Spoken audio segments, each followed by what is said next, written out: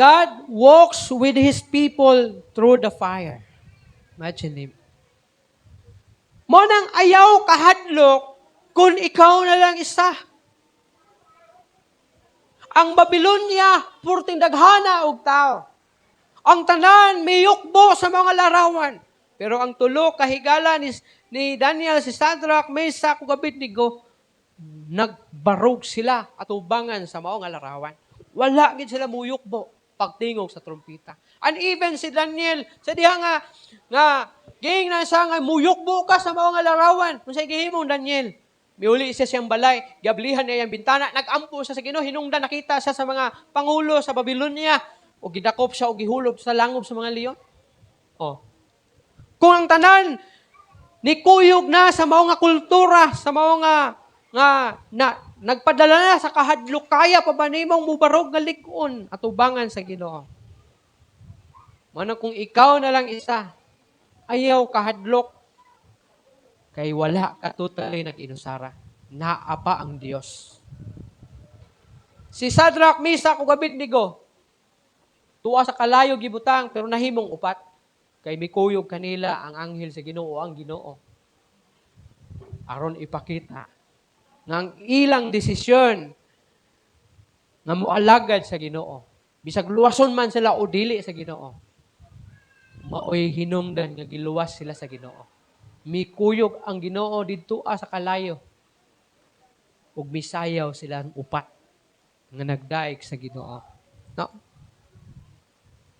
Grabe ang gihimo sa Ginoo. God did not keep the 3 Hebrew men out of the furnace. Wala gyud niya gitugutan nga masunog, magpabilin kining mga tulo kahigala ni Daniel diha sa kalayo. Sometimes, God delivers us from trials. But there are also times na itugyan ta sa Ginoo diha sa mga pagsulay. But it doesn't mean na ikaw na lang usa. Naagyapon ang Ginoo. Mana kung itugot sa imo ang mga pagsulay, pasalamati ang Ginoo. Because whether naa kay pagsulay o luwason ka sa mga pagsulay, ang kamatuoran, God walks with you. Diha sa imong mga pagsulay, milakaw usab ang Ginoo.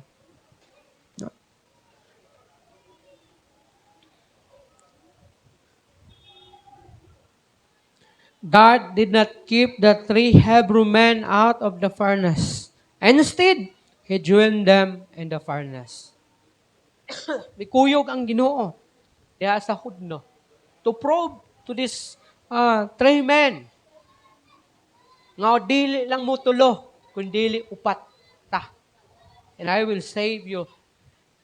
O ipailan ako nini nga king nga ikaw na ako ang tinuod nga Dios. Ang Dios dili kanunay mutangtang sa atong mga pagsulay. Apan siya mag-uban kanato ug mulakaw uban kanato samtang giagian nato kini na mga pagsulay. Timan kini. Parents, kasagaran sa mga ginikanan, maglakaw kuyog sa ilang mga anak panahon sa kalisod na kahimtang. Dili man nila makuha ang mga obstacles, but they provide strength and encouragement. Unsa ang mahatag sa ginikanan? Dili man totally makuha sa ginikanan ang obstacles na giagian sa iyahang anak, pero at least makahatag siya og kusog og encouragement sa maong nga bata. No? Kay kun ang usa ka bata kay nagunahuna na siya nga siya na lang isa, bisag unsa na lay hunahunahon ana. Posible maghimo og dautan o dili maayo. Pero kung naaya ang parent nagagiya sa iya, dili man totally mawala ang iyang giagian, pero at least naa siya kusog. Naa siya kadasig na musukol pa sa kinabuhi kay naa pa di ay siya mga minahal sa kinabuhi na nahigugma sa iyahan ug nagpakabana sa iya. Pero kung mawala na sa iyaha kana nga kusog og paglauma, kana nga kaisog, kana nga kusog, Wala na siya lain daganan. Kundili ang kung unsa ang iyang ginahuna nga may sakto para sa iya. Ang Ginoo ingon ni ana. Dili man ka kuhaan tanan sa mga pagsulay, pero tagaan kaniya og kusog o kadasig para mo padayon taliwala sa mga pagsulay sa kinabuhi. Timan kini, God promises His presence in our hardships. Nagsaad ang Ginoo sa iyang presensya sa panahon sa atong mga pagsulay o kalisod sa kinabuhi. Before mag-aadto sa atong closing prayer, ang Isaiah Kapitulo 43,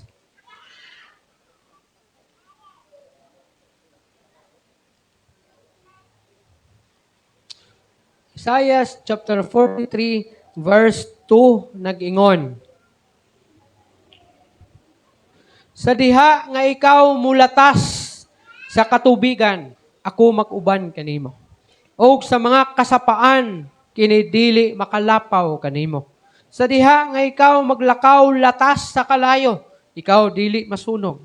Ug ang kalayo dili maglamoy kanimo. Simbolo sa mga unos sa kinabuhi nga imong maagian. Pero kung ikaw maglakaw uban sa Ginoo, walay mahitabo kanimo. Dili ka malunod sa panahon nga mutabok ka sa sapa. Dili ka masunog sa panahon nga mulatas ka sa kalayo. Sa panahon nga muagi kag mga unos ug mga pagsulay sa kinabuhi, dili ka maunsa ug dili makapasipala kanimo kay ang Ginoo mag-uban kanimo.